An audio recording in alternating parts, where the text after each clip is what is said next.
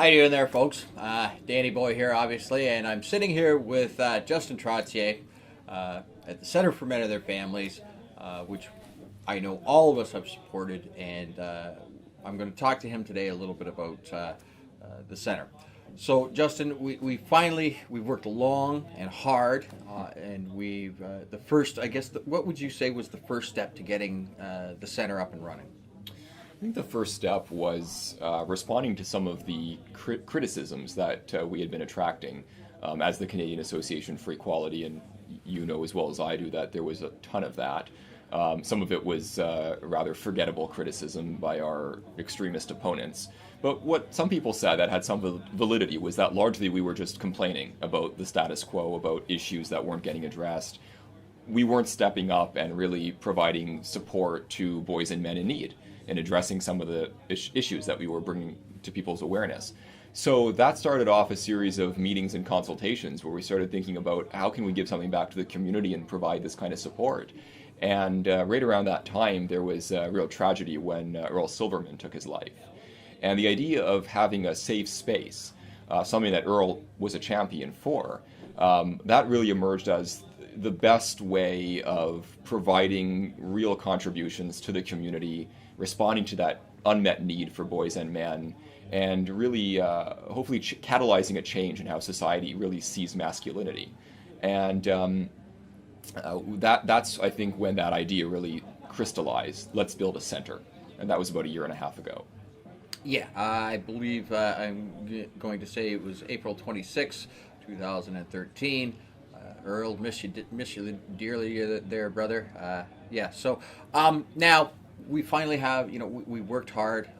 The whole MHRM community worked hard towards this.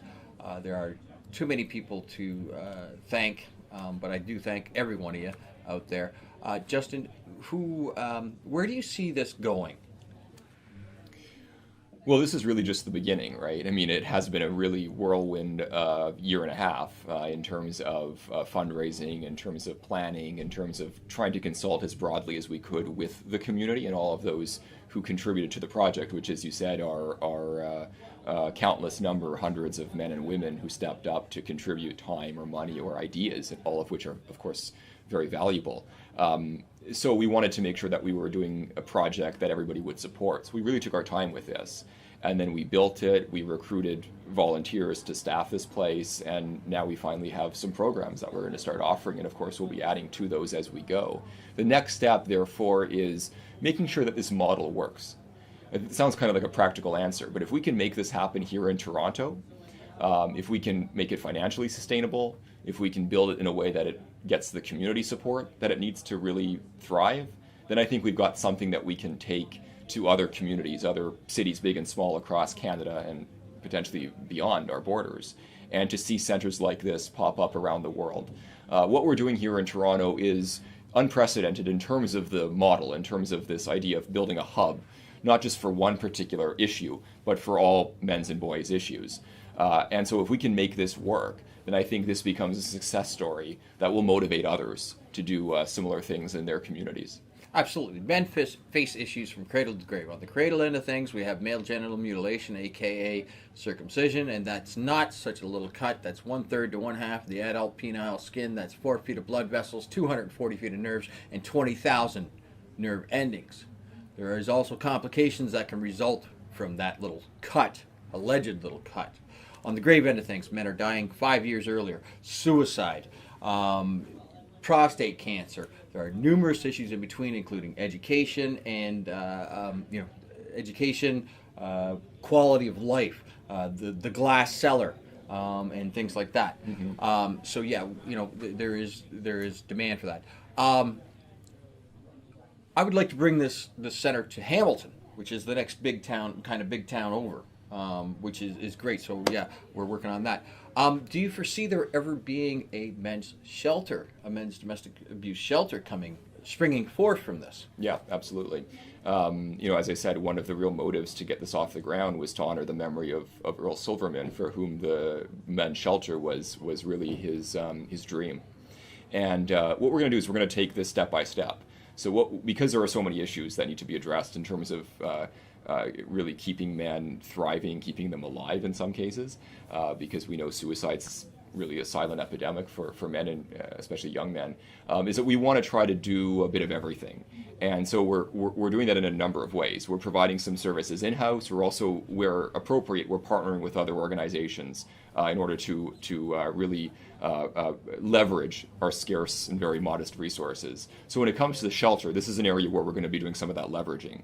So what we're going to be doing is we're going to be working with other organizations that are providing shelters, but we're going to work with them to expand those shelters so that if a man calls up, he has to flee a domestic abuse situation, maybe he has children with him, those shelters are more likely to accept him, rather than right now, they're probably going to turn him away. We're also going to be setting up a series of safe houses. So members of our organization who we trust, who have been properly vetted, will be equipped to provide shelters, temporary shelter space within their own homes. So that's something we're going to do right now. And while we're doing all of that, we're going to be fundraising to be able to expand our actual in-house operations so that eventually we can offer those shelters in our space itself. I would like to humbly submit Earl's House would be a great name for the first shelter that cafe is able to put together. Yes, absolutely. Now, how can people help grow the Center for Men and Their Families here? Well, I don't want to sound too crass, but we do need financial support. I mean, we've managed to raise $60,000 which is 2 years basically to keep us going, to pay rent and basic operations.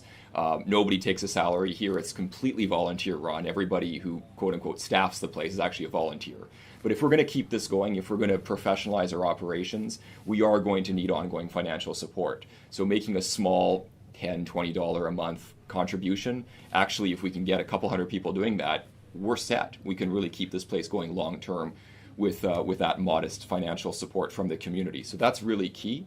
People can donate or just become a member and sort of keep their memberships active. But of course, if they're in or around Toronto, they can volunteer. We have lots of opportunities, from coming in weekly to do some administrative work, all the way to actually hosting a workshop or facilitating a program. If you're not in Toronto, well, we have branches of Cafe all across Canada. As you've said about Hamilton, we want to build these centers all across Canada. So really, if you're interested in volunteering, we have something that you can do, that you can make a real meaningful contribution to this cause. Actually, I'd like to point out that just recently, there was the first ever event in Vancouver. Absolutely. With Kevin Peterson, as I understand it. Absolutely. Kevin and Elizabeth, who are our two branch leaders there in Vancouver, have done a great job. We just launched our inaugural event in Vancouver. We had a talk by Professor Don Dutton, who researches domestic violence, basically. He's a sociologist in University of British Columbia in Vancouver, and he was talking basically about the paradigm with respect to the way gender and violence tend to be seen together, and trying to break down that paradigm, understanding that domestic abuse and violence in general is something that we all experience and we all need to come together to deal with. It isn't just something that affects one gender and one gender only. And that's really started off things in Vancouver on a really solid footing. It was a great event. It was well attended. He gave a really eye-opening talk, I think, and it was a very appropriate way, I think, to start that new branch. And we have branches that we're developing in Ottawa and Montreal and in other places in the country. Sure. Yeah. Now, I'd just like to point out that the last General Social Survey in Canada put the numbers at 585,000 men, which is about 6%, and 601,000 women, which is 6.4%, a less than 1% difference. And there has been a 1% difference or less for the last at least 3 or 4 general social surveys. So I really have to wonder why the Canadian government is ignoring those numbers. I suspect it is due to gender ideologues wanting to keep profit. When we just to back up what you're saying, when we compare statistically pretty much every metric related to domestic violence or intimate partner violence, they are comparable. So it's not just the rates, as you've rightly pointed out, it's also the severity. A lot of people will say, well, yeah, but when men hit women, the severity of that, the physical consequences of that are so much worse than when the violence is women towards men. But even when you factor that in, it's still, quite comparable. So, why is there this difference, or the difference in terms of how people view domestic violence? I think the sociologists, the researchers, they know quite well what's going on. But when you get to the public, there still is this kind of paradigm, this mindset. It's a very simplistic way of looking at the world. You have two groups. One is the oppressor, one is the oppressed. And, it's not an individualistic way of looking at things. People are a lot more complicated and nuanced, and they can't be so easily divided into these two big blocks. I'd like to point out that the average person doesn't think about physics. Now, generally speaking, a woman is smaller than a man, and their hands or their fists are smaller than a man's, so it requires less force to do the same amount of damage because there's less surface area on their... Well, that and they use weapons more often, too. There's that Men as may well. strangle women more often, but women will grab a frying pan or, whatever they can use in the house and beat the guy over the head with, and we know that happens. Yeah, they will ambush. We can point to the Michael Ryan situation where, they're not even being held accountable for trying to hire hitmen. They're using third parties to, kill their spouse, even when they're not abusive. Absolutely. So there's that too. Again, we to hammer back on that the suicide thing there. It's 8 men a day that are killing themselves in Canada compared to 2 women. Now, I wouldn't wish that upon any family, but the numbers are, and the facts are that 8 men today, or 8 men yesterday, 8 men today, and 8 men tomorrow, and the government of Canada is sitting there twiddling its thumbs and letting those good those men die and putting families. Because each man that kills himself has a mother, a father, Absolutely. Possibly brothers, sisters, cousins, aunts, uncles, grandparents. So the government of Canada is systemically failing families by ignoring the suicide rate of men. And I'm glad you've described it in that way, because I think suicide is a really good example of how an issue that affects men also affects women, and of course issues that affect women affect men. So, to my mind, in the long-term future, I'd like to see us actually move from talking about men's issues being over here and women's issues being over there, and talking about human issues, human rights issues, because they do affect everybody. And I'll give you a really good example. I think something that really gave me some hope, which was our recent event that we did in Toronto on suicide. It was called Suicide in Men, but I think we had more women attend that event actually, and they were largely young university-aged women. And I talked to them after the event, and I mean, the stories they were telling me were incredibly sad and tragic. I mean, lots of them had experienced suicide, in their personal lives through loved ones who had taken their life. But the fact that they came out and that they had been starting to appreciate that these issues like suicide, they really touch all of us. And so coming out to an event that was put on by a men's issues organization, well, if they can get something out of that, which helps them better understand the men in their lives, then that's something that women, would be attracted to. And similarly, obviously we often go out to events put on by women's groups to better understand, issues that affect women. Ultimately, we do need to come together, because if we don't, we're not going to find any solutions. Yeah, I'd like to say that the women and gender studies events are quite interesting, and I'd like to point to the Jacqueline Friedman event there at Queen's University, where they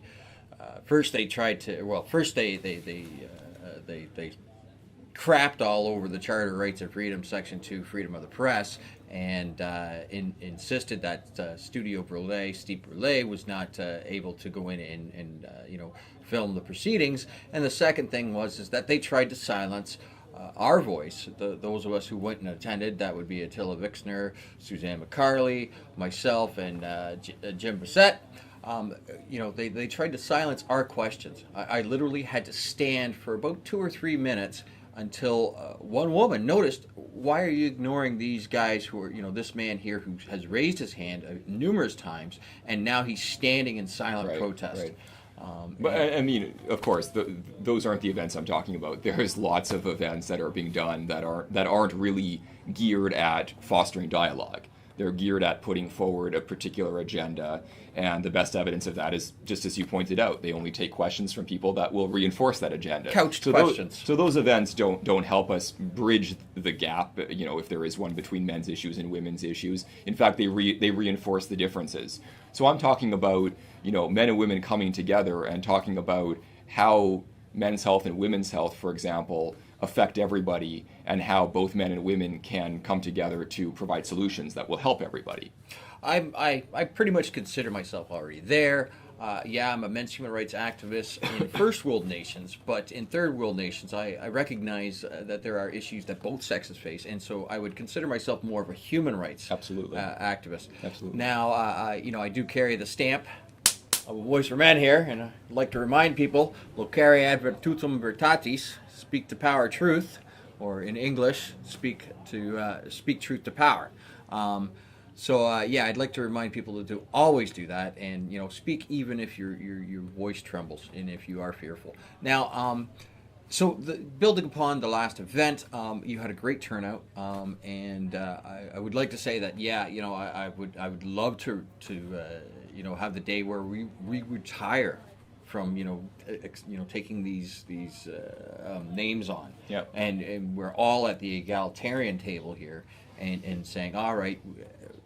Group X has this issue and Group Y has that issue. All right, so we need to donate our time to both issues so that society can grow and prosper. But I should clarify, I mean, right now I think we do need to use the men's issues label. I mean, you can debate men's rights, men's issues, what have you, but bringing attention on boys and men on their own terms, I mean, that is absolutely necessary right now for the simple reason that people don't think men have issues, right? So when we talk about domestic violence, when we talk about sexual exploitation, when we look at, when we talk about the international stage and we talk about, for example, Boko Haram in Nigeria, when we talk about these incidences of massacres during wars, all of these things are often talked about as though they only affect women. So the only way you can really deal with that right now is to make a very clear stand for men's issues and explain that there are a whole bunch of areas where men are either disproportionately affected or affected in very similar numbers to women, domestic violence being an example of the latter. In the far future, it would be great to start saying, well, domestic violence isn't a men's issue or a women's issue. It's actually just an issue that affects everybody. But I don't think we're quite there yet, and I don't know that we'll be there anytime soon. So for now, we need to have centers for men and families. We need to have men's issues awareness societies, which is what we call the campus groups that we're working with. Cafe, that is. I think it's really important to put men and boys really front and center because people actually go out of their way to put them at the back of the conversations. Absolutely. Like I said, I look forward to the day, but I don't see it. It may not be in my lifetime, but I would like to see it in my lifetime where, we're all at the table there. Now, you mentioned, touching upon that mental health and suicide thing, I'm just going to ask you, just kind of a straw poll here. Now, me personally, I know 4 people who killed themselves, and they're all men. And I cannot think of one woman that I know that has killed themselves. Is it a similar experience for you? And if I'm being too personal, then... Well, I know a few people have taken their lives. Thankfully, I don't know a lot. I'm happy to say. I'm thinking of 2 in particular that come to mind. They were both males, but 2 is, you can't really generalize from that. What I will say is they were both young males. They were males who had a lot of good things going in their lives, so it was a real shock in both cases. One case, I was closer to this person than the other case, so I knew this individual better, and he was an amazing guy. I mean, he was studying. He'd been studying medicine. Then he switched. He got his degree there, and then he moved from medicine. He was studying law at the time when he took his life. And I had many great conversations with him. He was very eloquent. Again, had a lot of potential, and it was just such a tragedy that few people seem to see that coming, and that he was obviously suffering and. The alarm bells just didn't get rung in the right places or to the right ears. That he didn't get the help that he needed. And I think that could have been avoided, and that's the real tragedy.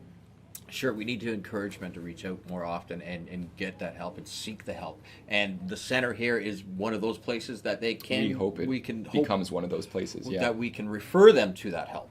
Absolutely, and if we can't in-house provide all the services they need, because again, it's a really modest budget here, we will at least have the relationships with other agencies, with other men's groups, and we can work in collaboration to find them the help that they need. That's the aim that we're working towards. Sure. Now, I'd like to point out this is downtown Toronto, and $60,000 a year does not go far on rent and other things. It is an expensive city to live in, and even an expensive city for commercial purposes. And we, the Here Cafe has actually, done it. I understand that there are pretty much non-existent across Canada. Centers for men for them to turn to. Absolutely, this is a real achievement, and it's thanks to the contributions, as I said earlier, from hundreds of men and women. Contributions again of money, time, and ideas, all of which we value. But this has to succeed. I can't overstate how important it is that getting this to this point, we can't let this project fail. And the money that we've raised, the other resources that we've raised, will keep us going for a couple of years, will sort of pay the basic bills. But if we're going to grow, if we're going to sustain the project, if we're going to really grow the operations in terms of the programs here at the center, all of those we're going to have to fundraise to increase the level of financial support. So we're not going to get very far, in other words, with what we've raised. It lets us get the doors, literally get the doors open. And I think we've shown that with a modest amount of money, we can actually really leverage that considerably.